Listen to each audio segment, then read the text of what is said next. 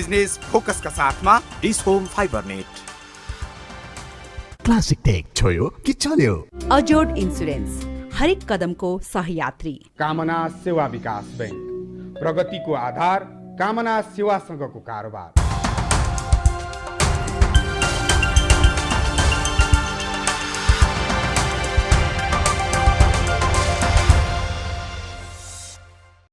नमस्कार, स्वागत छ कार्यक्रम बिजनेस फोकसमा। आज पनि उपस्थित भइसकेको छु म दिपेश घिमिरे र आज म विशेष गरी देशको अर्थतन्त्रको विषयवस्तुमा केन्द्रित हुनेछु। देशको अर्थतन्त्रलाई बचाउन के गरिनुपर्छ र नेपाल उद्योग वाणिज्य महासङ्घको भूमिका के, निजी क्षेत्रको भूमिका के र यिनै विषयवस्तुमा केन्द्रित भएर आज म कुराकानी गर्नेछु। आज हामीसँग हुनुहुन्छ सुमित केडिया, जो केन्द्रीय सदस्य हुनुहुन्छ नेपाल उद्योग वाणिज्य महासङ्घको। उहाँ भर्खरै निर्वाचित हुनुभएको। आउनुहोस्, उहाँलाई कार्यक्रममा स्वागत छ। हस्, धन्यवाद। सर्वप्रथम यो टेलिभिजनको तर्फबाट र मेरो व्यक्तिगत तर्फबाट यहाँलाई धेरै धेरै शुभकामना आगामी दिनका लागि र बधाई पनि।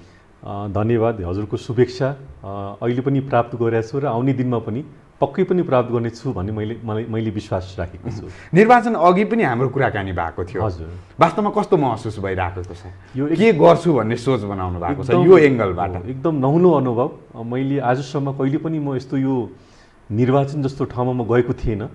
जहिले पनि एउटा व्यवसाय गरेर रमाउने र के आउटपुट दिनुपर्छ भन्ने एउटा सोच। तर यो निर्वाचन भनेको कस्तो एउटा नौलो अनुभव हुँदो रहेछ हजुरको। तर सबैको माया मैले प्राप्त गरेँ र उद्योग वाणिज्य महासङ्घमा केही वर्ष अगाडि मैले वस्तुगत परिषदमा सहसभापतिको हैसियत पनि मैले काम गरेको थिएँ र साथीहरूले मेरो काम हेरेर विश्वास गर्नुभएको जस्तो मलाई लाग्छ र उहाँहरूलाई पनि मलाई विश्वास गरेर यो ठाउँसम्म ल्याइदिनु भएकोमा आभार व्यक्त गर्न चाहन्छु। उहाँहरूको विश्वास कसरी तपाईँको काममा परिणत गर्नुहुन्छ? एकदम यो धेरै ठुलो एउटा चुनौती छ, किनभने अहिले पहिलाभन्दा परिस्थिति अलिकति फरक कसरी भएको छ भने यो कोभिड-19ले गर्दा हामीले के हेऱ्यौँ भने हाम्रो कुल ग्राहक उत्पादनमा करिब 2 खर्बको क्षति भएको हामीले एउटा तथ्याङ्कमा पनि हामीले हेर्न सक्छौँ र करिब 16 लाख नेपालीहरूले चाहिँ आफ्नो रोजगारी गुमाइसकेको अवस्था र अर्थतन्त्र यो पालि 1.5% भन्दा बढी बढ्ने अवस्था जस्तो चाहिँ देखिरहेको छैन। यो बेलामा झनै पनि उद्योग वाणिज्य महासङ्घ भनेको एउटा विश्वासको एउटा केन्द्र पनि हो र साथीहरूले हामीलाई त्यो ठाउँमा पुर्याइसकेपछि कतिपय साना तथा घरेलु उद्योगहरूको अवस्था नाजुक छ, कतिपय बन्द भएका छन्, कतिपय चल्न सकिरहेका छैनन्।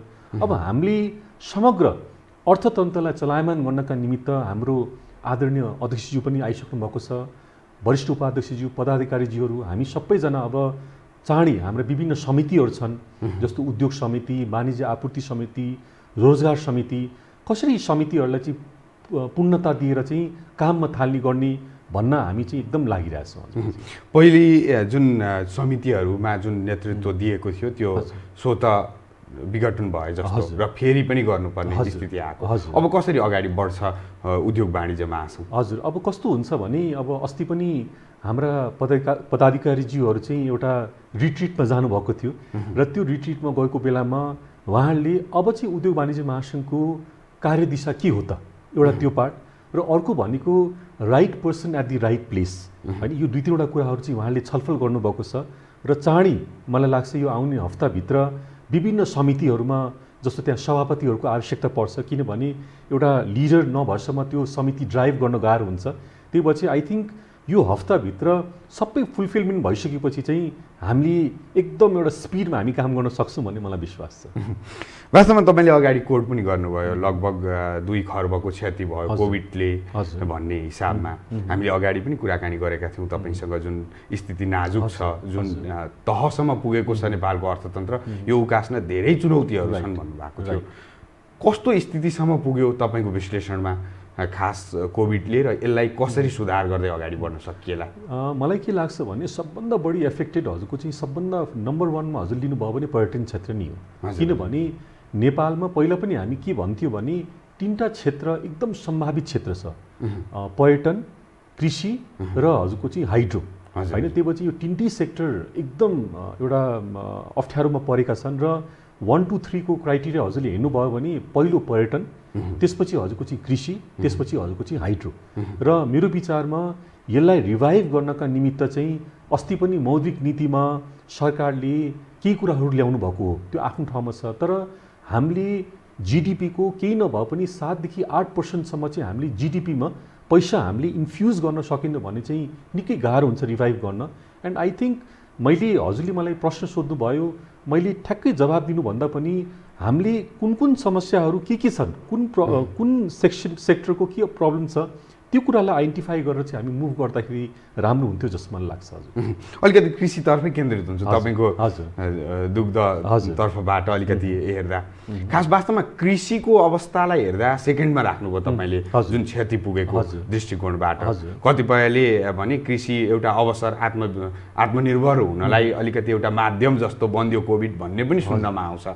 वास्तवमा कृषिमा चाहिँ कसरी प्रभाव पर्यो यो विषयवस्तुमा अलिकति जान्न चाहेँ मैले। यस्तो भयो, त्यो चैत्र 11 गते जब हजुरको लकडाउन भयो त्यो बेला चाहिँ सम्पूर्ण भ्याल्यु चेनमा असर पर्नु गयो। किनभने एकातिर हाम्रा किसान दाजुभाइ दिदीबहिनीहरू चाहिँ आफ्नो खेतमा जान अप्ठ्यारो होइन, किनभने त्यो बेला गएर अब कोभिडले के गर्ला नगर्ला त्यो किसिमको एउटा डर।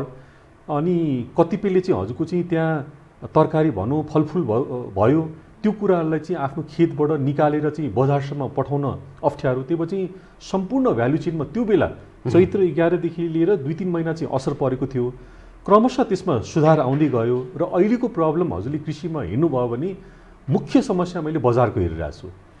के भएको हो मैले पनि बुझ्न सकिरहेको छैन। जस्तो म एउटा दुग्ध व्यवसाय हुँ होइन, मैले एउटा अति आवश्यक वस्तु पनि छ, तर यहाँले हेर्नुभयो भने बजार जुन हिसाबले चाहिँ वृद्धि हुनुपर्ने हुन सकिरहेको छैन। त्यही पछि अहिलेको सम्पूर्ण मूल्य श्रृङ्खलामा हजुरले हेर्नुभयो भने यो बजारलाई कसरी विस्तार गर्ने र उपज भएका तरकारी भयो फलफुल भयो विभिन्न कृषि उत्पादित वस्तुहरूलाई चाहिँ बजारमा कसरी लिएर जाने भन्ने एउटा चुनौती चाहिँ मैले देखिरहेको छु। अझै पनि चुनौती छ अहिले, जुन यो स्थितिमा सरकारले अलिकति खुल्ला गरेको छ बजारसम्म पुर्याउने माध्यम। पहिलेदेखि नै हो, चैत 11 देखि अगाडिदेखि नै यस्तो प्रब्लम हो कि अहिले मात्रै हो? होइन, चैत्र 11 देखि हजुरको चाहिँ अब त्यो बेला हामीलाई के लाग्थ्यो भने यो कोभिड छ, क्रमशः हजुरको चाहिँ यो सुधार हुँदै जान्छ भन्ने हामीले सोचेका थियौँ। तर दसैँ पनि बित्यो, तिहार बित्यो होइन, छठहरू बित्यो, पर्वहरू बिते तापनि अहिलेसम्म हजुरको चाहिँ बजार जुन हिसाबले विस्तार हुनुपर्ने, जुन हिसाबले पिकअप लिनुपर्ने हामी पनि अचम्म छौँ। किनभने म एउटा नेपाल डेरी एसोसिएसनको निवर्तमान अध्यक्ष पनि, र हामीले बजारलाई मेरै उद्योग हजुरको चाहिँ 15 देखि 20% भन्दा बढी क्षमतामा हामी सञ्चालन गर्न सकिरहेको छैनौँ। र मुख्यतः हामीले के हेऱ्यौँ भने मानिसहरू अहिले पसलमा गएर चाहिँ सामान किन्नुभन्दा पनि अनलाइनबाट होइन, अब घरैबाट चाहिँ त्यो त्यहाँ गएर चाहिँ रिस्क किन लिने। अनि यो कोभिडको बेलामा चाहिँ हामीले के पायौँ भने यो अनलाइन सिस्टमले चाहिँ धेरै ठुलो एउटा फड्को मारेको छ हजुरको। र मानिसहरूले चाहिँ आफ्नो एप्सबाट हजुरको चाहिँ विभिन्न सामानहरू चाहिँ आफ्नै घर दैलोमा चाहिँ ल्याउने त्यो किसिमको एउटा ट्रेन्डमा एउटा शिफ्ट हामीले पाएका छौँ।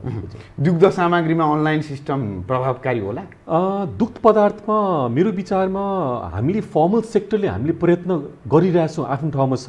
तर अहिले के भएको छ भने डाइरेक्टली हजुरको चाहिँ जस्तो नजिकमा गोठ छ, किसानलाई अब कुनै उपभोक्ताले चाहिँ किसानलाई फोन गर्ने अनि उपभोक्ताले चाहिँ डाइरेक्टली घरमा पुर्याइदिने त्यो किसिमको एउटा सिस्टम हामीले चाहिँ पाइरहेछौँ हजुरको चाहिँ। भन्नाले हाम्रो जुन सामान भनेको एउटा फर्मल चेनबाट जान्छ हजुरको, पसलबाट डिपार्टमेन्टल स्टोरबाट त्यसरी चाहिँ च्यानलमा जान्छ।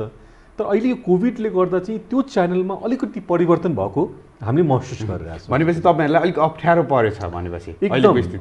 अहिलेको परिप्रेक्ष्यमा जस्तो हामी फर्मल सेक्टर 17% पहिला थियो, हामी कोभिड-19 भन्दा अगाडि हामी भन्थ्यौँ चैत्र 11 भन्दा अगाडि। तर अहिले घटेर यो 10% हो कि भन्ने जस्तो हामीलाई लाग्न थालेको छ। भन्नाले इन्फर्मल मार्केट चाहिँ विस्तार हुँदै गइरहेछ हजुर। कोभिड अलिकति सिस्टममा आएन, कर प्रणालीमा पनि आएन तपाईँले भनेअनुसार। डाइरेक्ट तपाईँको कृषकले नै डाइरेक्ट घरमा पुर्याइदिने जुन एउटा सरकारको जुन लक्ष्य छ, जुन एउटा चाहिँ करको दायरा बढाउने लक्ष्य, यो अलिक साँघुरिएको जस्तो लाग्यो। होइन, हजुरले एकदम राम्रो कुरा गर्नुभयो। किनभने हामी के चाहन्छौँ भने कुनै पनि कुरा हजुरको त्यो एउटा सिस्टममा हुँदाखेरि चाहिँ किसानलाई पनि राम्रो, उद्योगलाई पनि राम्रो अनि उपभोक्तालाई पनि राम्रो। एउटा दुग्ध तथा दुग्ध पदार्थको स्वच्छता सम्बन्धित एउटा निर्देशिका हाम्रो कृषि तथा पशुपक्षी विकास मन्त्रालयले निकाल्नु भएको थियो, अहिलेसम्म कार्यान्वयन हुन सकेको छैन। त्यसमा के लेखेको छ भने किसानले दुध हजुरको चाहिँ उपभोक्ताको घरमा लिएर जान्छ भने त्यसमा हाम्रो आपत्तिको विषय होइन।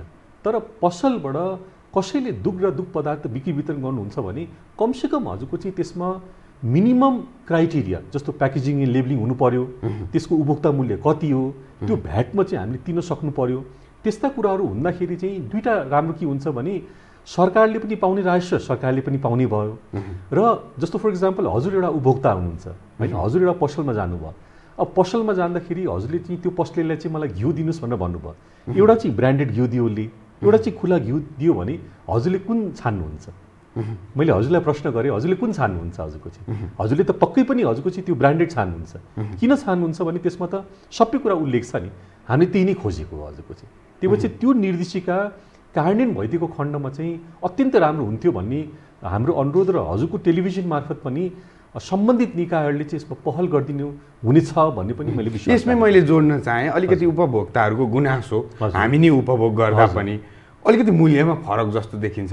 तपाईँले भने जस्तो भ्याटमा नगएको कारणले उसको सस्तो पर्यो, तपाईँहरूको महँगो पर्यो जस्तो हो कि के हो यो कुरा? अलिकति प्रश्न बनाइदिनु। एकदमै हो हजुरको। किनभने हामी फर्मल सेक्टर भनेको कस्तो छ भने दुध विकास संस्थानले हाम्रो एउटा अभिभावक पनि हो होइन, उहाँले तोकेको खरिद मूल्य र बिक्री मूल्य लगभग हामी त्यही नै हिसाबले चाहिँ हामी हिँड्छौँ होइन। तर इन्फर्मल मार्केटमा कस्तो भइदियो भने फेरि मैले यहाँलाई निवेदन गरेँ, म नेपाल डेरी एसोसिएसनको एउटा निवर्तमान अध्यक्ष पनि हो।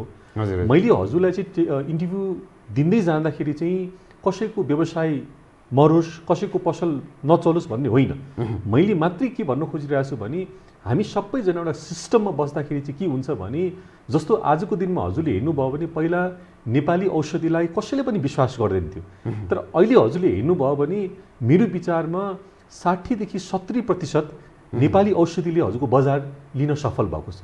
किन भयो भने उहाँहरूले उपभोक्ताहरूको विश्वास जित्नुभयो, राम्रो प्याकेजिङ लेबलिङमा जानुभएको छ, राम्रो क्वालिटी डेलिभर गर्नुभएको छ र आफ्नो ट्रस्टलाई विकास गर्नुभएको छ। त्यही पछि हामी नेपाली दुध तथा दुध पदार्थका उद्यमीहरूले पनि आई थिङ्क हामीले उपभोक्ताहरूको अझै पनि विश्वास जित्न सक्यो भने उहाँले जुन हिसाबले हामीलाई माया गर्नुभएको छ अझै पनि माया गर्नुहुन्छ भन्ने मलाई विश्वास छ। कसरी विश्वास जित्न सकिएला त अहिलेको दृष्टिकोणबाट? मैले हेर्दा चाहिँ सरसर्ती हेर्दा अलिकति ब्रान्डको विषयवस्तु, प्याकेजिङको विषयवस्तुमा अलिकति हामी नेपाली कमजोर छौँ कि तपाईँकै कम्पनी नहेरौँ जुन अब हेर्दा सरसर्ती हेर्दा अलिकति यसको जुन अवधि कम हुन्छ, खास प्याकेजिङ अवधि जम्मा 7 दिन 10 दिन कति दिन युज गर्न पाइन्छ भन्ने मात्रै हुन्छ। अलिकति बृहत रूपमा देशभर पुर्याउन अलिकति गाह्रो होला तपाईँहरूलाई पनि। तर स्थानीयदेखि नै हेर्दा हामीले अलिकति प्याकेजिङको विषयवस्तु, अलिकति ब्रान्डको विषयवस्तुमा अलिकति हामी नेपाली कमजोर भयौँ होइन। हजुरले भन्नुभएको कुरा एकदम ठिक हो, तर मैले हजुरलाई के एउटा अनुरोध गर्न चाहेँ भने पहिलाभन्दा नेपाली दुध र दुध पदार्थले आफूलाई धेरै राम्रो सुधार चाहिँ गरेको छ। यसमा मैले हजुरलाई चाहिँ एकदम मैले विश्वासको साथ मैले कुरा हजुरलाई भन्न चाहन्छु। किनभने हामीले पहिला के गर्थ्यौँ भने किसानसँग दुध किन्थ्यौँ र पैसा मात्रै हामीले बजारमा पठाउने काम गर्थ्यौँ। तर अहिले के छ भने हामी सम्पूर्ण मूल्य श्रृङ्खलामै हामीले चाहिँ ध्यान दिइरहेछौँ। जस्तो हामी किसानको गोठमा हामी पुग्छौँ, त्यहाँको क्वालिटी राम्रो छ छैन, किसान दाजुभाइ दिदीबहिनीहरूले के कुराहरूमा ध्यान दिनुपर्छ। हाम्रो उद्योग तहमा जस्तो हाम्रो नेपाल डेरी एसोसिएसन अहिले के गर्छ भने हामीसँग 4 प्रकारका डेरी छन्, साना, मझौला, घरेलु, ठुला। कस्तो किसिमका क्वालिटीहरू चाहिँ जिएमपीका प्र्याक्टिसहरू, गुड म्यानुफ्याक्चरिङ प्र्याक्टिसेसहरू त्यो गर्छौँ। त्यही भएर चाहिँ पहिलाभन्दा धेरै सुधार नभएको चाहिँ होइन। तर मैले हजुरलाई के एउटा अनुरोध गर्छु भने हाम्रा छिमेकी मुलुकहरूमा हेरौँ सरकारले धेरै ठुलो एउटा सहयोग चाहिँ गर्ने गर्छ होइन। मैले चाहिँ सरकारले के पनि गरेको छैन म भन्दिनँ, तर जब दुध क्षेत्रले कुल गृहस्थ उत्पादनमा 9% योगदान पुर्याएको छ, 3 करोड रुपियाँ भन्दा बढी त शहरबाट गाउँ नै प्रवाह हुन्छ र यत्रो ठुलो सङ्ख्यामा रोजगारी दिएको छ भने मेरो विचारमा सरकारले धानपछि आज कृषिको यत्रो ठुलो दुधको यत्रो ठुलो योगदान छ भने सरकारले पनि यो सेक्टरले यत्रो योगदान गरिरहेछ भने यसलाई विशेष सूचीमा राखेरलाई हामीले हेर्नुपर्छ भन्ने किसिमको सोचको विकास हुनुपर्छ जस्तो मलाई लाग्दछ। वास्तवमा यो बीचको हामीले कुराकानी गर्दा जुन अहिले देशभर आफ्नै उत्पादनले नधानेका कुराहरू पनि छन्, तर आत्मनिर्भर हामी छौँ भन्ने पनि कुरा हुन्छ, विभिन्न टीका टिप्पणी हुने गर्छन्। कति पर्सेन्टका आधारमा हाम्रो अहिले चाहिँ तपाईँको आफ्नै उत्पादनले धानी राखेको छ, बाहिरबाट आउनु परेको छैन? अलिकति यसमा प्रश्न बनाइदिनु। एकदम हजुर, मलाई के लाग्छ भने नेपाल भनेको जुन यहाँको भूगोल छ, हावापानी छ, हामीसँग यस्तो राम्रा सम्भावनाहरू चाहिँ मैले देख्छु हजुरको। जस्तो फर इक्जाम्पल अब हामीले पूर्वाञ्चलतिर हेरौँ होइन, अब त्यहाँ चाहिँ चिया कफीको लागि चाहिँ त्यहाँको हावापानी एकदम राम्रो छ।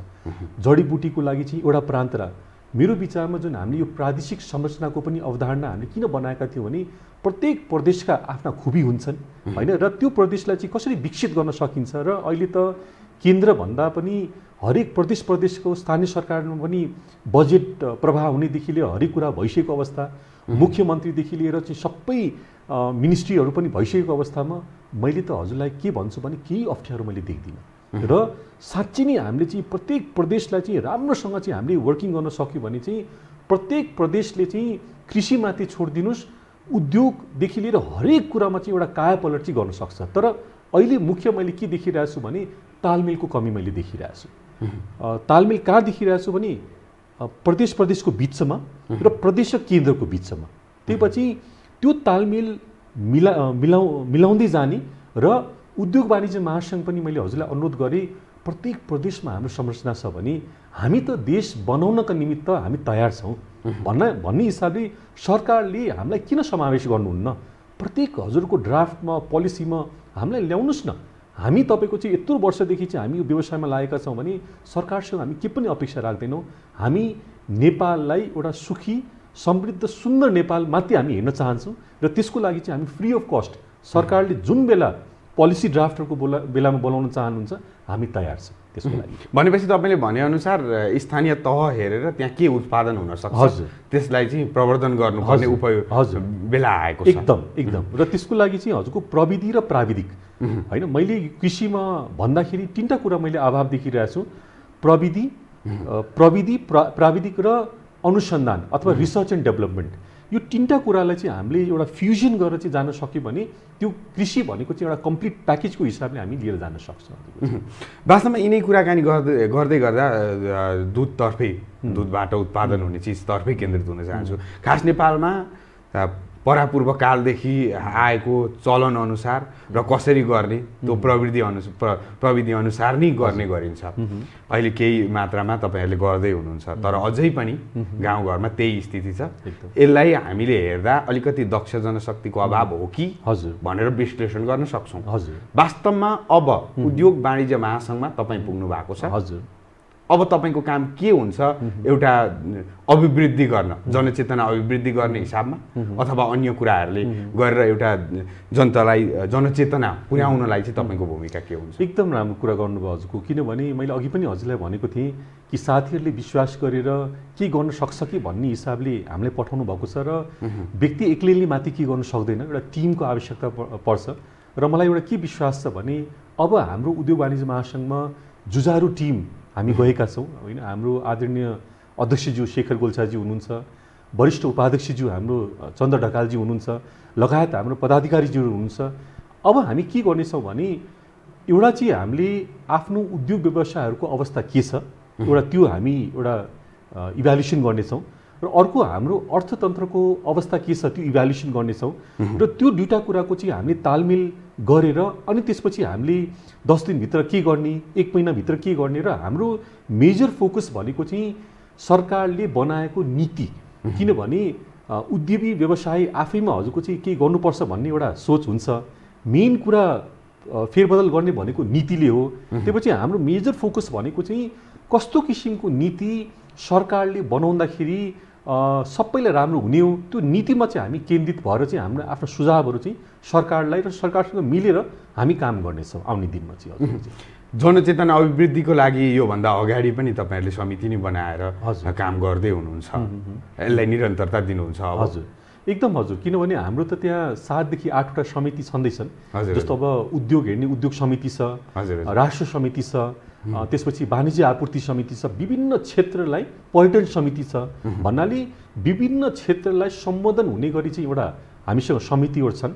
र अब हामीले कस्तो किसिमको एउटा मेकानिजम पनि हामीले बनाउने एउटा सोच हामीले बनाइरहेको छौँ भने जस्तो फर इक्जाम्पल म एउटा कृषि व्यवसाय छु भने मलाई के एउटा प्रब्लम छ भने मैले चाहिँ हजुरको चाहिँ त्यहाँको सचिवालय मार्फत हाम्रो अध्यक्षज्यूलाई पुग्छ त्यो कुरा, र अध्यक्षज्यूले चाहिँ हाम्रो जस्तो हामी वस्तुगत तर्फ छौँ भने वस्तुगत उपाध्यक्ष मार्फत तपाईँको चाहिँ कुन समिति उद्योग समितिसँग रिलेटेड छ भने उद्योग समितिमा जान्छ त्यो विषय, वाणिज्य आपूर्तिसँग सम्बन्धित छ भने त्यो समितिमा जान्छ। त्यही भएर चाहिँ मेरो विचारमा हामी एकदम एउटा प्रोफेसनल मेकानिजम र सिस्टमको अवधारणालाई हेरिकन हामी आफ्नो कुरालाई अगाडि बढाउन सोच बनाइरहेको छ। र अगाडि पनि हामीले कुराकानी उठाएका थियौँ, नीति तथा कार्यक्रम, त्यसपछिको बजेट, हजुर, त्यसपछि राष्ट्र ब्याङ्कले ल्याएको मौद्रिक नीति, हजुर, प्लस अस्ति समीक्षा 4 महिनाको समीक्षा गर्दा पनि केही मात्रामा सपोर्ट गरेको छ उद्योगीहरूलाई, कृषि क्षेत्रदेखि लिएर सबै। तर यसमा के गुनासो छ भने साना उद्योगीहरूले पाएनन् यो सहुलियत, कर्जादेखि पुनर्कर्जाका कुराहरूदेखि लिएर ठुला उद्योगीले मात्रै पाए भन्ने छ। वास्तवमा के हो, तपाईँहरूले यसलाई कसरी हेर्नु भएको छ र समाधान कसरी हुन्छ जस्तो अहिले सबभन्दा ठुलो प्रब्लम भनेको उद्योगी व्यवसायहरूलाई के भएको छ भने हामीसँग चालु पुँजी भएन। किन चालु पुँजी भएन भने हाम्रो, किनभने बजार जबसम्म हजुरको विस्तार हुँदैन त्यो बेलासम्म हजुरको आफ्नो रेभिन्यू बढ्दैन होइन, र रेभिन्यू नबढेसम्म हजुरले चाहिँ आफ्नो कामदार तथा कर्मचारीको तलभत्ता कसरी दिने, विभिन्न खर्चहरू कसरी धान्ने, अहिले ठ्याक्कै हामीसँग त्यही प्रब्लम भएको छ। त्यही भएर चाहिँ मौद्रिक नीतिले चाहिँ ल्याएका पूर्ण कर्जाका कुराहरू एकदम राम्रा छन् होइन, पर्यटन व्यवसाय, कृषि व्यवसायहरूलाई कतिपय सहुलियत दिएका छन्। तर कुरा मात्रै के छ भने त्यसलाई अलिकति हामीले सहजीकरण, जस्तो अब कतिपय हामी एडुकेटेड छैनौँ होला, कतिपय चाहिँ शिक्षाको हिसाबले रिपोर्ट बनाउन जान्दैन, कार्यान्वयन नै हुँदैन तपाईँको छ। तर मैले साना व्यवसायीहरूसँग पनि कुराकानी गरेँ, ठुलाहरूसँग पनि कुराकानी गरेँ, तर कार्यान्वयनको पाटोमा हामीले पाएका छैनौँ भन्ने उहाँहरूको गुनासो छ। यसमा उद्योग वाणिज्य महासङ्घले सहजीकरण गर्न जरुरी देखिएको छ, तपाईँहरूले सहजीकरण गर्नुपर्छ। होइन, हाम्रो कर्तव्य पनि हो, किनभने हाम्रो साथै प्रदेशमा हाम्रो समस्या पनि छ हजुरको, र हामीसँग विभिन्न सेलहरू पनि छन्। अब हामी के पनि गर्छौँ भने मैले अघि पनि हजुरले निवेदन गरेँ, हामी दुईवटा काम गर्छौँ। एउटा चाहिँ हाम्रो उद्योगी व्यवसायहरूलाई चाहिँ परेको अप्ठ्यारो के हो त, मौद्रिक नीतिले गर्दा मौद्रिक नीतिमा दिएका सुविधाहरू प्राप्त नगरेका हुन् कि अथवा अरू केही कुराहरू हुन् कि, र अर्को भनेको पोलिसी लेभल इस्युज। त्यही भएर चाहिँ मैले हजुरको टेलिभिजन मार्फत के एउटा विश्वास दिलाउन चाहन्छु भने हाम्रो उद्योगी व्यवसायहरूलाई परेका समस्याहरूलाई चाहिँ हामीले चाहिँ चाँडैभन्दा चाँडै होइन कसरी चाहिँ हामी त्यसलाई चाहिँ समाधान गर्न सक्छौँ, त्यतातिर हाम्रो चाहिँ हामी केन्द्रित हुनेछौँ भन्ने पनि मैले विश्वास दिन चाहेँ हजुरलाई। तपाईँले जुन चाहनाले उद्योगीहरूले भोट दिएर तपाईँलाई त्यो ठाउँमा पुर्याउनु भएको छ, तपाईँले आगामी दिनमा शुभकामना दिँदै हामीलाई अमूल्य समय उपलब्ध गराइदिनु भयो। सुमितजी, यहाँलाई धेरै धेरै होइन, हजुरले पनि र हजुरको टेलिभिजनलाई पनि धेरै धेरै धन्यवाद। मेरो विचारमा धेरै पनि मिडियाहरूले चाहिँ हामी पोलिटिकल इस्युजहरूको माथि हामी छलफल गर्छौँ, तर अब चाहिँ मिडियाकर्मी साथीहरूले चाहिँ र मिडियाले चाहिँ जुन हिसाबले होइन पोलिटिसियन सँगैसँगै पोलिटिक्स सँगैसँगै अर्थतन्त्र पनि त्यत्तिकै बलियो एउटा आधार हो भनेर चाहिँ जुन हामीलाई एउटा मौका दिनुभयो, आफ्ना केही भावनाहरूलाई चाहिँ जनता माझमा जुन प्रस्तुत गर्ने मौका दिनुभयो, त्यो प्रति पनि मैले हजुरको टेलिभिजनलाई चाहिँ धेरै धेरै धन्यवाद दिन चाहन्छु। धन्यवाद। हस्, धन्यवाद। र दर्शकवृन्द, उहाँ हुनुहुन्थ्यो सुमित खेडिया, जो भर्खरै नवनिर्वाचित केन्द्रीय सदस्य, उद्योग वाणिज्य महासङ्घको केन्द्रीय सदस्य हुनुहुन्छ। साथै उहाँ नेपाल डेयरी एसोसिएसनका निवर्तमान अध्यक्ष पनि हुनुहुन्छ। साथै उहाँ सीताराम गोकुल मिल्स प्रालीका अध्यक्ष समेत हुनुहुन्छ र उहाँ विशेष गरी कृषिमा आबद्ध हुनुहुन्छ भन्न रुचाएँ मैले। उहाँसँग आज हामीले अर्थतन्त्रको विषयवस्तु र कृषिलाई कसरी सँगसँगै लान सकिन्छ, देशको अर्थतन्त्र बचाउन जुन यो कोभिडको असरले जुन तहसम्म पुगेको छ यसलाई बचाउन के गरिनुपर्छ भन्ने विषयवस्तु र एफएनसिसिआईको आगामी कार्यदिशा के हुन सक्छ भन्ने विषयवस्तुमा पनि केन्द्रित भएर कुराकानी गऱ्यौँ। यो सँगै आजको कार्यक्रम बिजनेस फोकसको समय पनि सकिसकेको छ। पुनः कार्यक्रम बिजनेस फोकस लिएर उपस्थित हुने नै छु। त्यतिन्जेलका लागि बिदा दिनुहोला। हवस् त, नमस्ते।